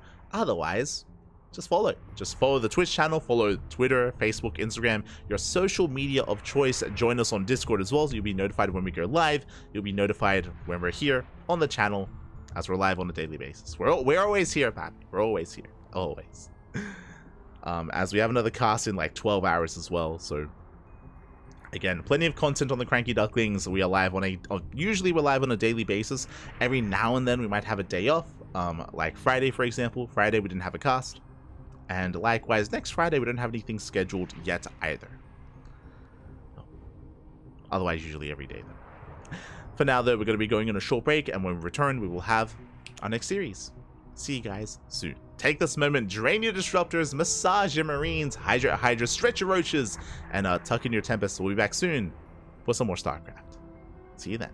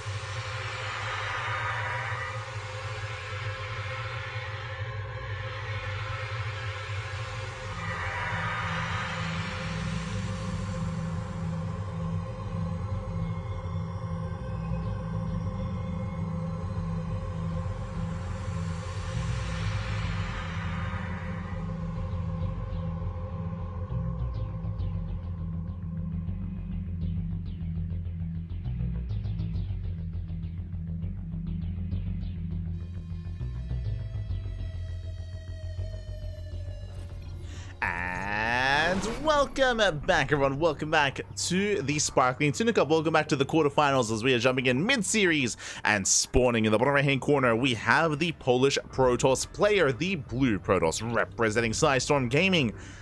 Down in the... Oh, never mind. It's like, might have an issue. It's all good. It's all good. But we will be remaking. We'll be restarting here. Maybe the wrong map or maybe just some issues early on. But welcome back, of course, to the quarterfinals. We are jumping in mid-series, and Mixu has a lead. Mixu is up 1-0. A very surprising result here. Geralt is one of the best Protoss players in all of Europe. He's definitely up there, and I would have favored Geralt in this series. But apparently, he is one game away from being knocked out of the tournament. Oh boy. Oh boy, the pressure is now on the Polish Protoss, and we'll see if Mixu can bounce back. We've been casting a lot of Mixu recently. We've been casting him even playing some Brood War Terran in the SEL last night. But here, of course, playing his main race, here playing SE2 Zerg, and yeah, looking really strong so far. I mean, I say looking strong. We don't really know how Mixu won the first game, but it was a pretty long game is what I will say. Went you know, to the mid to late game, I'm sure. So yeah, we'll see. We'll see how how Geralt does approach this. We'll see how Mixu was able to bring Geralt down, and we'll see if he can do it again. See if he can do it for a second time. As we are jumping into game 2, as we are jumping in mid-series, predictions will be open, but you know, there is certain leanings here. You know, Mixu is up 1-0, needs one more game, but I wouldn't put it past Geralt fighting back and pulling off the reverse sweep. It is definitely possible here for Geralt to take this series, nonetheless, despite being down, can bounce back. So best of luck with your Gamba, best of luck with your predictions, as predictions are now open. Place your bets. Place your bets, Poppy, place your bets. Best of luck, get your Gamba going, as we're jumping into game 2. And spawning in the bottom right-hand corner of side Delta, we have the Polish Protoss player, the blue Protoss, representing Storm Gaming. It is Geralt. And spawning in the top left-hand corner, we have as opponent, we have the Finnish Zerg player, the red Zerg, representing Berserker Esports. It is Mixu. We go. As a reminder, the winner of this series will face off against Shin. Shin is waiting in the semifinals. Likewise, we had another update during the break, and that was Cristiano. Cristiano versus his opponent, Cristiano versus Nikic, did complete. Was also a best of 3 quarterfinals match, and Cristiano took down Nikic 2-0 and is now waiting in the semifinals as well. So we have our 2 semifinalists. We have Shin and Cristiano on opposite ends of the bracket, waiting for their opponents, and we're here to determine, I mean, what that next series is going to be. Who faces off against Shin? Here we go. As Mixu is going hatch first. Going hatch gas pool, standard opener out of our red Zerg player. Geralt will confirm, being as annoying as possible. Does force a bit of lost mining time in the main. As Mixu is forced to chase that probe for a moment or two. And when it comes to our playstyles here, we mainly thrive in the mid-game for both players. Like Geralt, he's not really an early-game cheeser, neither is Mixu. I mean, I will say that Mixu is a little bit more unpredictable. He's willing to diversify and be a little bit more risky at times, more aggressive, more cheesy. Does mix it up. Hence the name, true. But we'll see. So we do take this as Geralt is still being so annoying, tasing away at those gas mining workers. And he's back. He wants it. Oh my god. He wants that drone. We'll pull away. And we can settle into our openers. Geralt throwing down his pylon here at the edge of his main. Should be a Stargate opener out of our blue Protoss. What full is it? That's, oh my, Twilight Council instead. Okay, bold move here by Geralt. Very bold move. Opening up Adept, no Stalker either. And we'll see if Mixu can get a scout of the main. Does have the Overlord outside of the natural. Overlord is going in. Now the tech structure is thrown down a little bit further back. The Overlord will not commit to the scout. Dips in and then dips away. Mixu playing it safe. But with this Twilight Council, I imagine this is going to be a Dark Shrine opener. We're quite fond of DTs here. We've not pulled out a gas. Up. Yeah, it's going to be the Robo initially. Pulling back in at 3 and 3. Should be a Dark Shrine, but we'll keep an eye on Geralt. Could even be a combination of the two. Glaives plus DTs. Also viable. As it does dip in, getting one drone kill. Oh, almost getting a second. Will get a second drone. Very nice damage already by Geralt. Getting 2 workers. And we're still waiting for that Dark Shrine. There it is. Dark Shrine has been placed, but the Ling gets in for a free scout. Mixu sees everything. Mixu does confirm the Twilight Council, the Robo, and the Dark Shrine as well. Mixu's fully aware of what's going on, and he should have detection in time. Meanwhile, Adepse busts into the main, and this is quickly ramping up. We already had 2 drone kills earlier. Now we have another 2. That's 4 drone kills already, and a lot of lost mine time. As Mixu has to pull away. Dipping back towards the natural.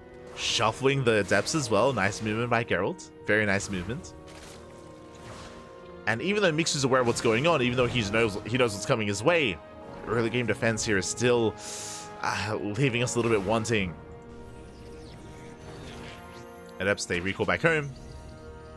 Mixu will delay the third. Now, what's important about a DT opener is that there are layers. There are layers to this build, layers to this aggression. Initially, it's DTs, that is true, but it can be followed very quickly, very easily by Archons. If the DTs don't get much damage done, they can be morphed into Archons and go and hunt down Overlords, trade well against Lings, trade against Workers, even try to hunt down Queens. Archon drop harass is not to be underestimated. As Mixu is flooding Lings across the map, attempting to delay the expansion. Meanwhile, here comes that Prism. Prism has arrived. This is a bit of a later Roach Warren, but we'll see if we can get away with that. As Lings, they come in for the surround! And they do catch one Adept. Adept gets surrounded. The other pinned against the wall. DTs are morphed in. Defensively and offensively. Catching transferring workers. 2 drones going down. Getting a 3rd drone as well. Nice pickups. Catching 3 workers. Even some Lings as well. And catching even more drones. Oh, God. They have to pull away. Queen's right in position, but not the Lings. Lings are buying time. They allow the Queens to rotate over. Mixu has taken some losses. 7 drone kills in total. This has been a good start for Geralt, but not game ending. It's not been game ending. As Geralt is following this up with a gateway explosion. 4 more gates on the way, going to be 6 in total. Apologies, going to be 7 in total. Charge on the way, Immortals are building up. And Geralt is getting ready for that next step, for that next wave of aggression. As Immortals are banking in the main. The Prism has taken a lot of hits. Will survive, and will get away. Poor Prism does get away. You can see Mixu is looking for the morphing in Archons. There is detection. Has to pull back.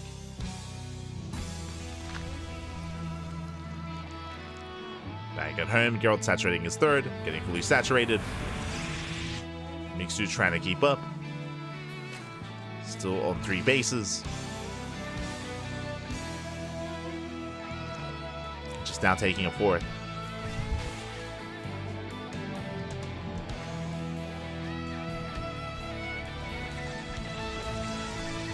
And when it comes to that second wave, there's going to be 3 Archons, 3 Immortals, and a massive amount of charge shots as well. Now, we are moving out before +1. +1 is still just now starting. So, Geralt is going to be lacking that upgrade. But still, a terrifying army nonetheless. And Mixu back at home has been building up Roaches. Roaches have been amassing, Roach speed is done. Ravagers on the way. And Mixu should have enough to hold on. Say that is going to be a lot of Zealots. Mixu does scout the expansion, sending out his Lings to harass. Roach Ravager is keeping up. No force fields. Bear that in mind. Roach Ravager cutting back to the Queens. Queens, they hold their own. Again, just buffering here for the Roach Ravager. Zealots are cleaned up. The army dives on the Immortals. Nice juggling. The Immortal is saved. The Immortal is saved. The expansion taking a lot of damage. will be saved, but it is getting quite low. There's a lot of hull damage to the Nexus.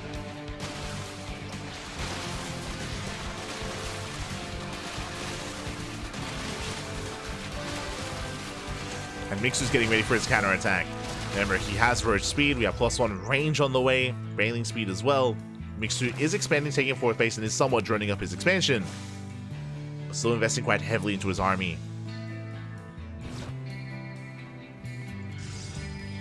Chopper Lord on the way. Geralt's going for a split push. He's got his main army on the right-hand side and going to Zealot drop towards the left. And there's not much in position to defend. Mixu does spot this. Does react, does respond in time. Zealots are dropped in. Mixu will deflect. His entire army did respond to this though, but Geralt doesn't push in. He pulls away. So this expansion is not denied, it's not punished. I do think there was potential for Geralt, but it would have been risky. Instead, Geralt, he backs off, saturates his 4th base, and is taking into disruptors. The bay is done, disruptors are amassing. Working towards +2, Blink. Temple Archives is done, Storm now in production as well. Getting into so many forms of splash damage, so many forms of tech on the way for Geralt. And Mixu's going to be maxing out on Lingbane Roach Ravager. Now, thankfully, Mixu is not stuck on lair tech. He's working towards Hive, Sagemit's on the way, Spire is on the way as well.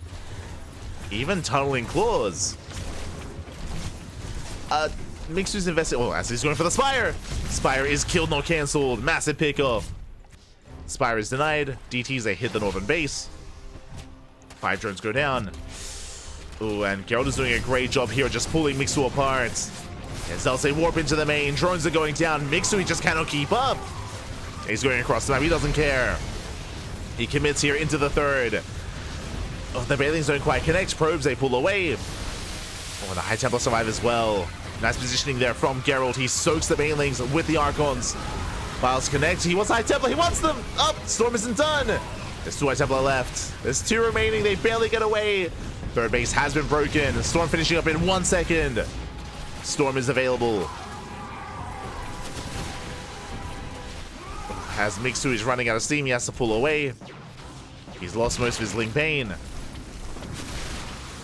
And Mixu is now stuck with a worse economy. Behind this, he lost all his workers in the main. Lost them here at the 4th, down to 54 drones. Just under 3 base economy here for Mixu. Geralt has workers, but no bases. He has the opposite problem here. Where Geralt, he has probes, but no expansions actually mine from. Long distance mining. Lings, they do get into the 4th. Probes are going down. Oof. 5 workers fall at the same time. Mixu rotates around, hits the 3rd. That's a kill, not a cancel. Nexus goes down. Now he can go for the 5th. There is a recall. There's a recall towards the south. The storm has arrived. Well, Mixu has to pull back. Oh, but we are running out of storms. There's, I want to say, 2 storms left. There it goes off. It is going to be enough to zone Mixu away. He pulls back. Geralt barely holds on. Has split up his army. Geralt, he saves expansions for now. Oh my god, the storms are brutal. The roaches, they are so softened up. And Mixu has to retreat. Mixu trying to pull the Protoss apart. I mean, the bases are quite isolated. They're very exposed towards the north and the south. But Mixu doesn't have enough. Burrow has been researched.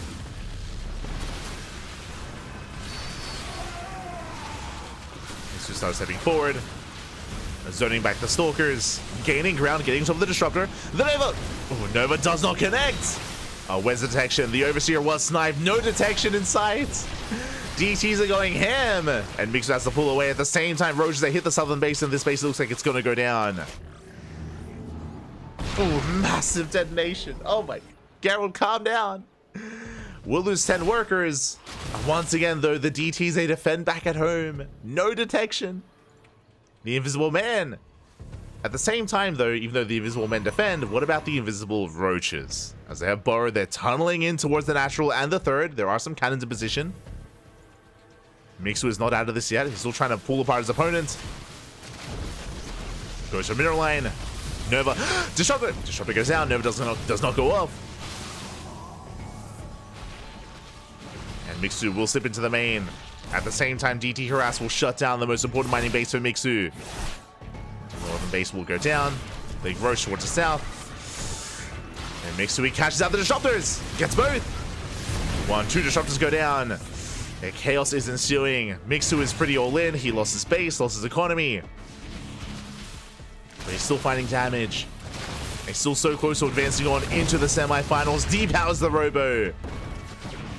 And likewise, Geralt also does not have detection. Roaches they burrow. They manage to get away. There are 0 observers for Geralt. No detection for the Protoss. The Roaches are being so annoying. Oh, the Purification over though. Oh, it goes off. And it will connect. Geralt finally stabilizes in the main. He has a higher probe count. He still has the bases up and running as well. Did not lose the Nexus. What a 3 base economy. That's more than I can say for Mixu. But Mixu gets in. There's nothing here. Shield batteries are not ready. Probes are going down. Yeah, Geralt's out of position, but he's coming in from behind, coming in for the surround. And Mixu, can he get away in time? Or will he be sandwiched in? Diving on forward, going for the High Templar. Mixu gaining ground, bleeding out a lot of roaches in the process. Nexus will finally go down though. Nexus does fall, Geralt just unable to keep up. Yeah, the southern flank was just a little bit too weak for Geralt. And Mixu gets away. And still just rallying more Roachling across the map. He does have a base. It's getting saturated. Catching out DTs. Ensuring there is no expansion. And Geralt is just having a hard time keeping up. Looking at the units tab here. Geralt, he has 1 Disruptor, 1 High Templar. And Mixu, he wants to fight. He collapses in. Big Storm. That was the final High Templar going down. The final Disruptor as well.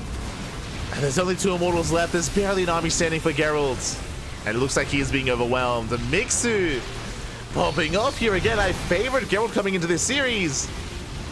I still do, but we'll lose another expansion. Another base goes down. Geralt down to a 1 base economy. As Mixu started stepping forward. He wants that final Immortal. He's so close. The shields have been triggered. The Immortal is going to fall. And no more high-tech units for Geralt. Just Blink Stalkers.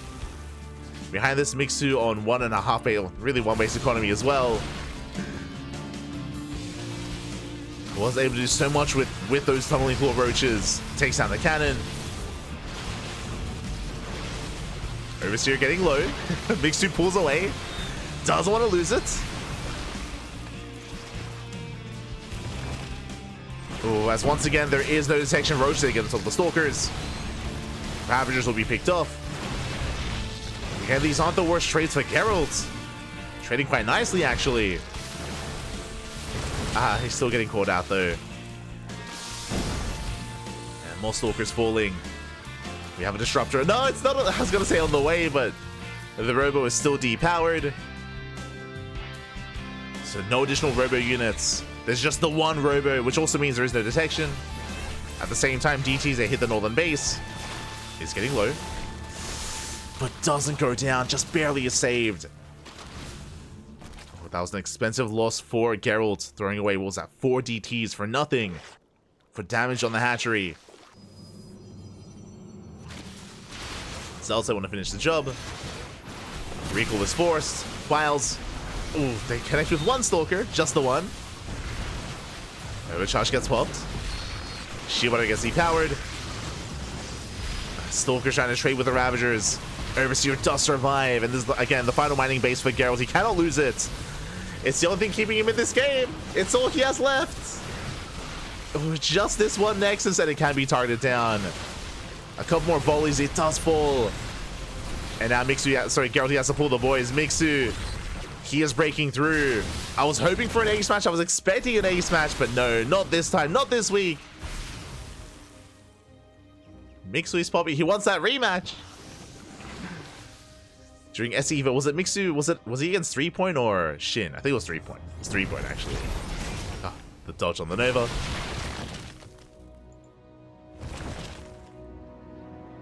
And Mixu so close to those semifinals.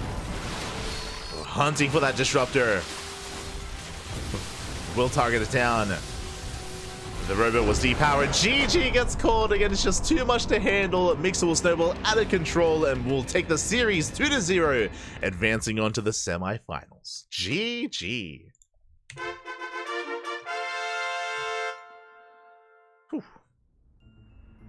GG, well played. Congratulations to Mixu as he does take the series 2-0, advancing on to the semis. My condolences to Geralt. Again, I was favoring Geralt to have a deeper and deeper run to advance on into the semis or even force the ace match, but Mixu says no. He does deny that. Will advance on instead. GG, well played. Congratulations, as Mixu will advance on to face off against Shin in the semifinals. Oh my god, again, a very intense series, very intense back and forth, and we have both semifinals ready for us.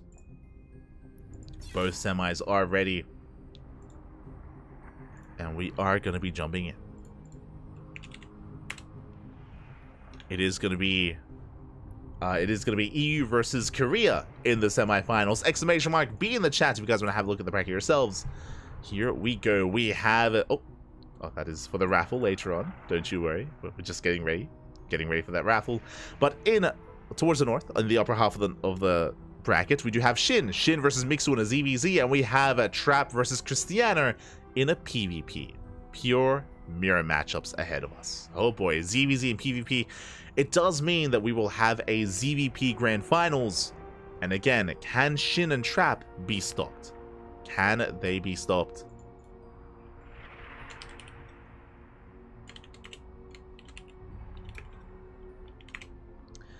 Can they be stopped? Christiana and Mixu have risen to the challenge. Here we go. They have risen to the challenge, and we have our next series. It's going to be that PvP between Trap and Christiana. Again, just to be fair, we're going to be giving Mixu a break. Shin has been waiting, that is true, but Mixu just wrapped up a series, so he will have some time to gather his thoughts, to stretch his roaches, to hydrate those hydras. To hydrate those hydras as we are jumping into the PvP.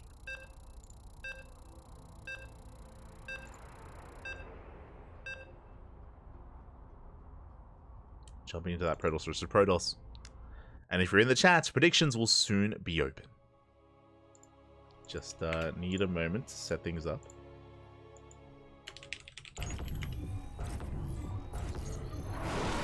Do need a moment, and here we go. Spawning in the top left-hand corner of Golden Aura, we have our first semi-finalists of the night. We have our Polish Protoss player, the Blue Protoss, dubbed the Tuna himself, as he has won the most sparkling Tuna Cups in the history of our tournament series. It is Christiana.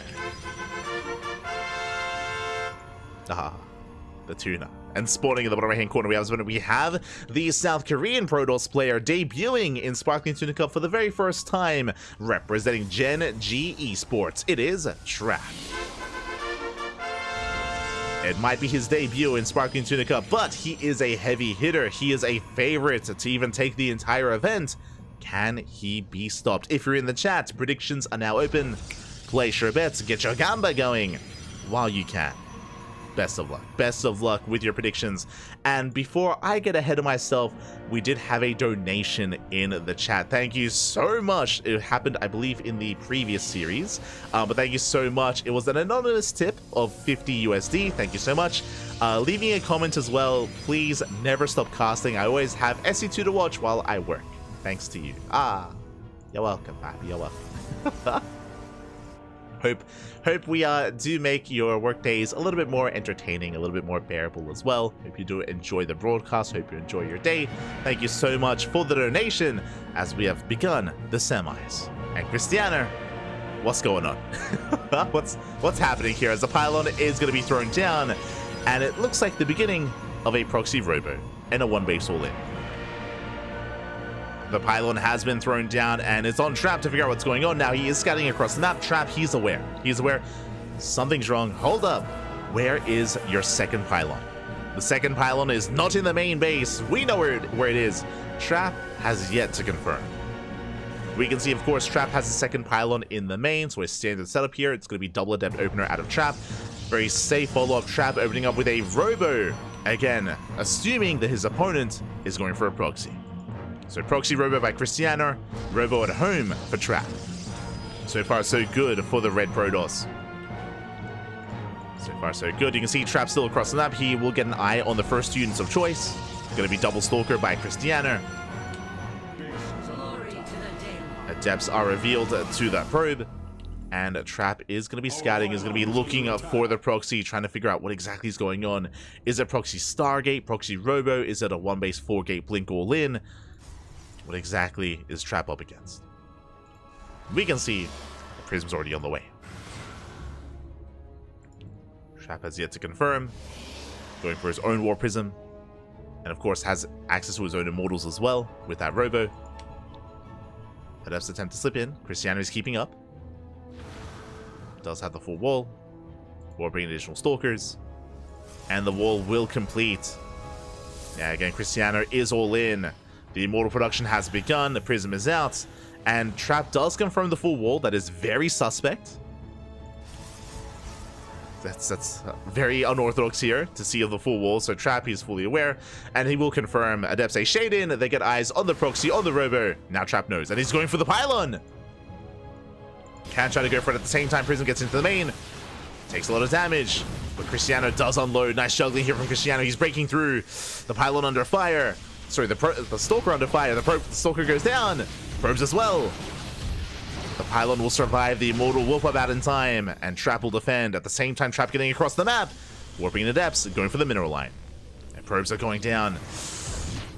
Cristiano being forced to warp in back at home. He may have killed 3 probes across the map, but back at home, that's going to be 5 probe kills, 6 probe kills, and counted. The juggling, papi. The juggling. 8 probes.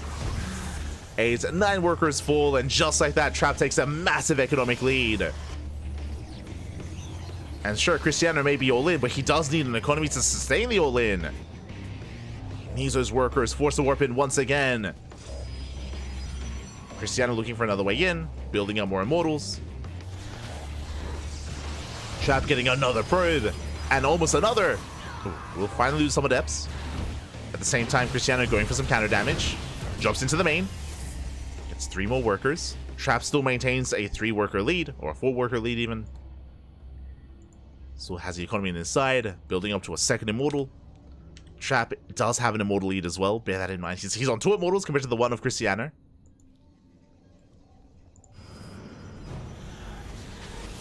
Cristiano does have force fields. Trap's Prism is across the map. So he has that much less micro potential.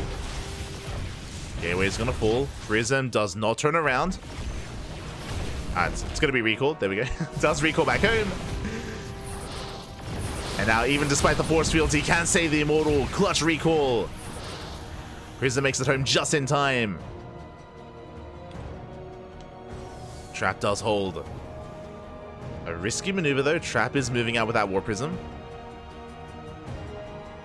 And Cristiano does spot it. He wants it. He wants the Prism. Oh, he wants it. Prism takes a lot of hits. And Cristiano does try to hunt it down. He tries and he will. He does catch the Prism. Recalls on. It's on cooldown. The Immortals are trapped. Uh-oh. The Immortals are trapped. The Prism somehow gets away. Bit of miscontrol out of Cristiano. He did miss out a shot earlier. And again, these Immortals are going to be hunted down. Trap, he's forced to move out. He has to save those Immortals. Depowers the Robo. Cristiano will still trade well. Gets one and will get both Immortals. But does lose his own Robo. The Robo has fallen. I say that. Oh! It does go down. Prism did survive. Cristiano moving out, supply blocked even. Cristiano has the Immortal lead. Again, it was so risky for Trap to move out with that Prism, with those Immortals. And that may cost him the game here. I say it may because his shield battery has an overcharge. The Immortals are building back up. Trap just needs a little bit more time. Okay, we're taking a lot of damage. Taking a lot of hits.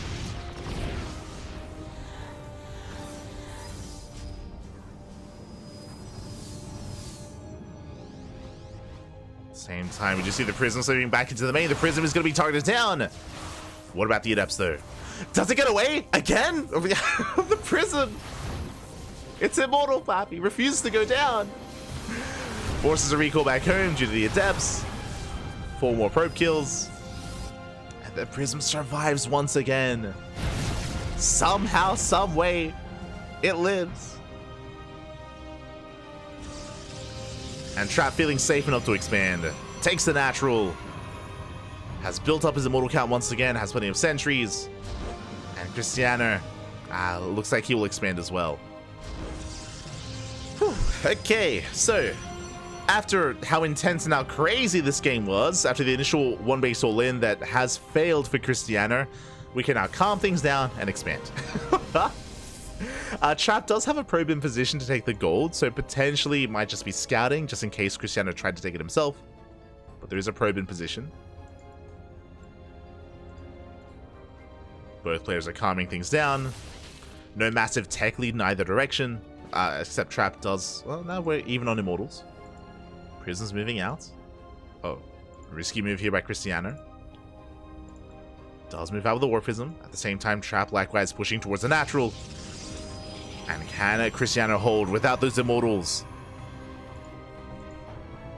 Likewise, how much damage can he get done? Trap could be pushing in. Going for the natural. Force Fields do lock down 2 of those sentries, or most of the sentries even. Sentries are getting picked off, and struggling as well with the Warp Prism. Trap just out trading Cristiano at the same time. Cristiano dropping across the map into the main. Does get some probe damage. Does catch some workers. Overcharge is popped. But the shield battery gets targeted down, and Trap, he's snowballing out of control. He's breaking through the natural. He just has too many Immortals. 3 Immortals here with the main army. Yeah, Cristiano's army just melts before Trap. He cannot keep up. But across the map, that is a lot of probe damage. That's a lot of economic damage being dealt, but it may not matter. It may not matter in the end. We do force a recall back home. Boys are being pulled. Can Cristiano somehow pull off the defense?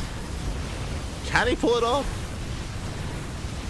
Get a nice micro. Does save the Immortals. Pulling back, but that's still 3 Immortals left here for Trap. And of course, he has his own Warp Prism as well. Oh, so many probes going down. Immortals are falling one after the other. He's down to 2. I mean, he still has his 2, I should say. The juggling, though. But GG gets called. It's not going to be enough. Trap breaks through, and Trap will take game number 1. Whew, in a very, very intense game. GG, well played. The one base all in. I mean, there were some missteps from both sides. It was a big moment when Cristiano caught the Immortals of Trap. It was a very nice moment for Cristiano. Unfortunately, as that was happening, Trap, he saved the Warp Prism. He was able to gain map control, able to deny and depower the Robo. And that Warp Prism that was saved was also able to harass across the map with the Adepts. In the aftermath, was able to harass, able to force recalls, and able to pull Cristiano apart. Whew. Very intense game. GG, well played. Trap takes a lead. Trap does take a lead, and now we're getting into game number 2.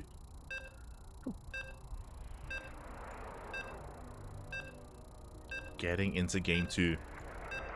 And we'll see if Cristiano can bounce back. See if he can force that ace match. I mean, again, it was a pretty intense game, and I want to believe he can. But we'll see. I'm greedy like that. I would love to see an ace match. Regardless, here we go. We're jumping into game number 2, and spawning in the top left-hand corner of Ghost River, we have the Polish Protoss player, the blue Protoss. It is Cristiano. And spawning in the top right-hand corner, we have his opponent. We have the South Korean Protoss player, the red Protoss, representing Gen G Esports, 1 game away from making it to the grand finals. It is Trap. Uno mas, papi. Uno mas is all he needs, and Cristiano likewise needs 1 more to force the ace match. The pressure is on the Polish Protoss player. Can he bring it back? Can he bring it home?